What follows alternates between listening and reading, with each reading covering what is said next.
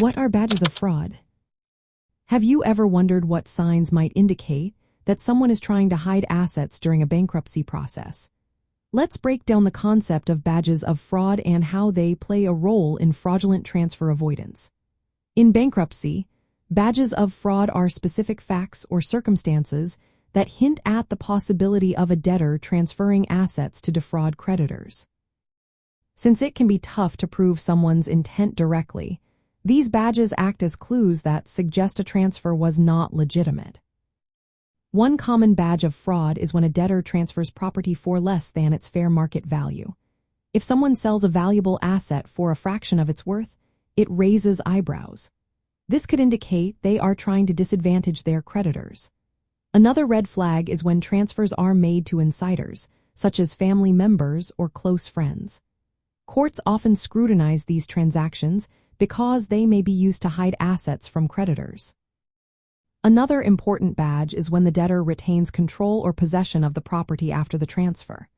If they still use or manage the asset, it suggests the transfer might not be genuine. Additionally, if the debtor's financial condition worsens after a transfer, it can indicate fraudulent intent. For instance, if a debtor transfers a significant amount of money and then struggles to pay bills, that could be a warning sign. Timing also matters. Transfers made shortly before filing for bankruptcy or during pending litigation are often viewed with suspicion.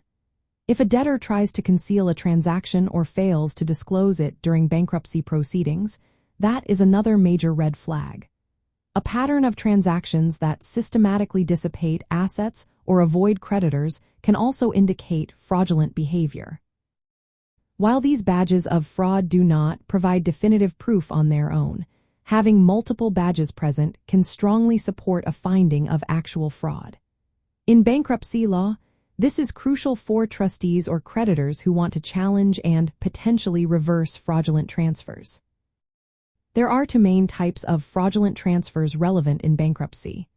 The first is actual fraud, which involves intentional deceit to hinder creditors. This is often proven through the presence of badges of fraud. The second type is constructive fraud, which does not require proving intent. Instead, it focuses on whether the debtor received reasonably equivalent value and whether the transfer caused insolvency. Understanding badges of fraud is essential for anyone involved in the bankruptcy process. It helps identify and reverse improper transfers, ensuring that debtors do not unfairly shield assets from legitimate claims.